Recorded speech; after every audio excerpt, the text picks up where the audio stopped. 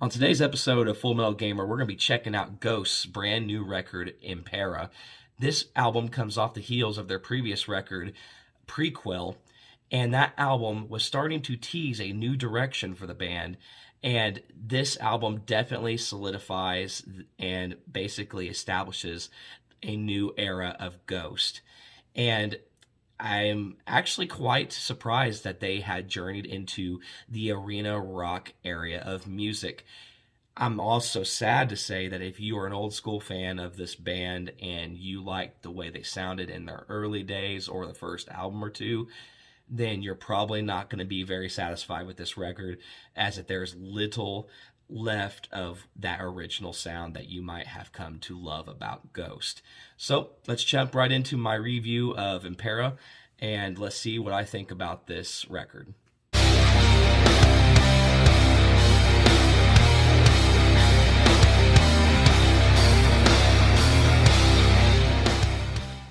So I have to say, when it comes to my own personal thoughts and feelings about this record, I have to say that I personally love this record. I think it's going to be one of the best albums of the year, and I think it is one of the most original and one of the most well thought out and planned and executed pieces of music I've heard in a long time. Now, this is coming from someone who's not necessarily a Ghost fan. I saw them live once, and everyone around me was booing them. And I also saw them open for Avenged Sevenfold and Deftones. So they were kind of the odd one out anyway. But anyway, I really enjoyed this record. I loved the direction that they took this album. So Impera is definitely a new era of the band. They started hinting and teasing at it in Prequel, their previous record, and everyone was kind of afraid. There was a group of people in the Ghost fan base that were afraid that this is the direction that they were going to go to going forward, and they were right. They were 100% right. Ghost did pretty much change their sound. If you like that occult doom and just slow rock and just that droning kind of ominous feeling Ghost, there is almost none of that to be found on this record. And what little parts it is, it's just kind of maybe a quarter of the way there. Like they nod to it, they acknowledge it, but they're also turning they're turning a blind eye to it as well. Now, you could make the argument this is a good thing, or you can make the argument that this is a bad thing. I personally believe it is a good move for the band, and here's why I say this. Ghost is now an arena rock band. They are doing arena shows, and I hate to say this, and this is not anything bad or bashing the music, but their older material just wasn't arena rock material. They got this really big explosion of a fan base, and they started getting their names on these big bills with the biggest bands on the planet for however it happened, but it happened. So naturally, the band had to progress and evolve over time. And I think this was the best way they could have done it. They didn't completely give up their sound. Vocals are still the same. The drums are still great. And the musicianship is there, and the imagery is still somewhat there. But what you're not going to see in this record is the more ominous feelings and the peril and the slowness of the original band. And also, you have to keep in mind that there has been some band member changes in this band over the years. But Tobias has ultimately been at the helm of this band, and his direction is the direction the band will go in. So what does this record do really so well that I love? Well, it just has that vibe. This is the one record I don't think has been made since the 80s. They have somehow collected the ether. They have reached out into the ether and have harnessed the energy of 70s arena rock and 80s pop and 80s rock and just smashed it together and then sprinkled some heavy metal fringes on top. and it works. It is awesome. They had to put that heavy metal stuff in there because they're touring with bands like Metallica and Volbeat. They gotta be a little bit heavier to satisfy those fans. And that plays a huge part in this record. I want everyone to understand that. That has to be a huge factor in when they were writing these songs. They had to have some material that they could go out with Metallica with and be able to satisfy their fans.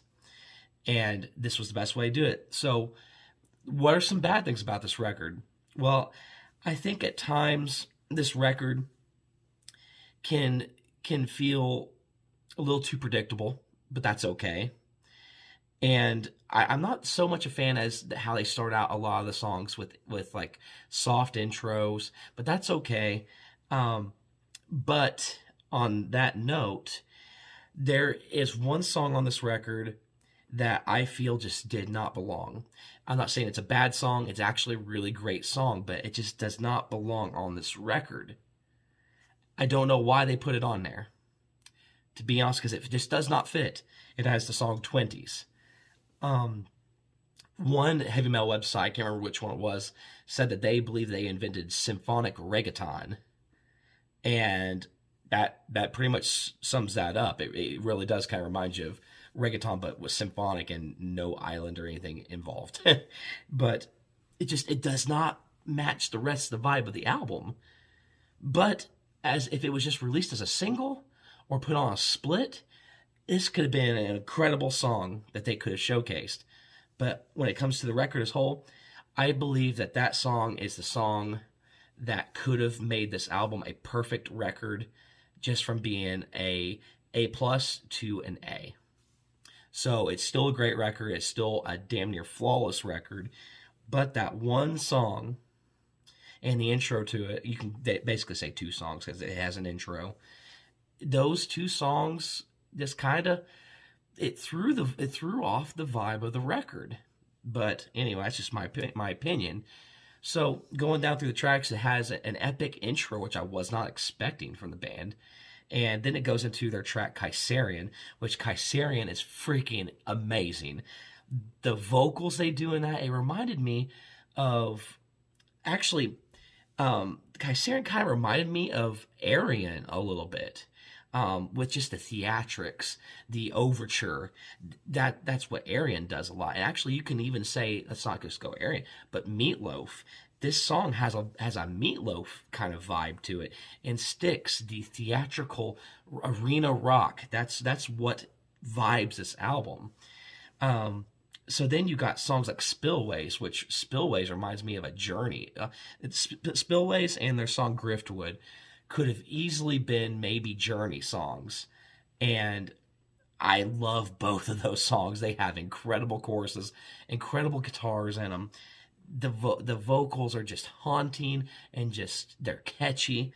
And it's just everything you want. I feel like the weakest song on this record, besides 20s, is Call Me Little Sunshine. And this is one of the big singles that they're releasing from this, which I get it. It's one of their slower songs, and that's what they're trying to appeal to their original audience by with the slow song. But I feel like it's the weakest song. And then you got songs like Hunter's Moon. And Hunter's Moon, there is this guitar lead in it that is just incredible. And every time I hear it, I'm just like, why? How was this guitar riff not written yet? But they did it, and it's incredible. My favorite song on the record is Watchers in the Sky. It has this thing, this song reminded me a lot of Metallica, and has that heavy metal sprinkle that I was telling you about. This would be an awesome song to play live, and I think that Watchers in the Sky will be one of their big songs to play live, because it has that live vibe, and I just think it will settle and it will get the crowd really going. So then you got their ballad of the record, Darkness at the Heart of My Love. And this is a really solid song too. I really like it. It's slow. It's a ballad. There's just the way the pacing and the way that they arrange the song is just flawless. Expert level, masterclass level of songwriting it went into this song.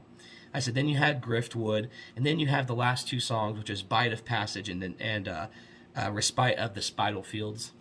And I think those were the proper way to end this record. I don't think they were the strongest songs on the record, but they definitely, which it's an intro, once again, another intro into a song. It definitely has that 80s pop feel, and it just reminds you of something like if there's like an 80s movie and something just kind of like a disappointment thing just happened where a character's disappointed and they just do that cheesy 80s where they're like just going to walk off into the night. This song would start playing. Like if they're just going to walk down the road and there's cars going by and the lights are coming at you, and then this song would be the soundtrack in the back, until they wander their way back to their apartment or something like that. That's the song that would be playing here. But anyway, so like I said, there's some good things about this album, and there's also some things that they could have done better. I said, get rid of the song 20s on this record, put it on a single or something. I don't think that they should have wasted track spaces for the intros. I don't really know if they needed intros. I just felt like it was like, okay, we need to put this on a vinyl record. We need to make this a little bit longer. I felt like that's what that was. But that's just me. But once again, this was one of my favorite albums of the year, and I'm so excited that I actually got the LP version of it because I'm going to be jamming this record a lot. Anyway, if you liked my review of this, please hit that subscribe button down below. I would greatly appreciate it. Hit that like. Leave comments down below. I want to know what you think about this record. So, thank you for having me. Thank you for watching my video, everyone. I greatly appreciate you stopping by, and I hope you all have a wonderful night. Always remember, long live heavy metal.